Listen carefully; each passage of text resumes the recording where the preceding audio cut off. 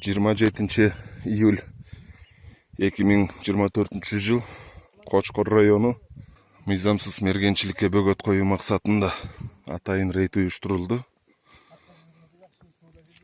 Рейдте жергиликтүү мал баккан тургундар менен жеринде түшүндүрүү иштери жүргүзүлүп жатат. 28 июль 2024 жыл Кочкор району Селкинтай жайлоосу. Мыйзамсыз мергенчиликке бөгөт коюу, ошондой эле мыйзамсыз өсүмдүктөрдү жыйноого бөгөт коюу максатында атайын рейд уюштурулуп жатат.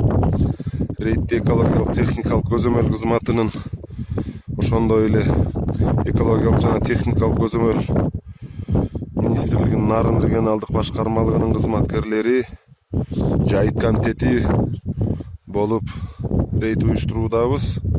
Кудай буюрса, бүгүн кечке эртең рейд кылып түшөбүз. Мыйзамсыз балык кармагандарга бөгөт коюу максатында атайын рейд уюштурулган.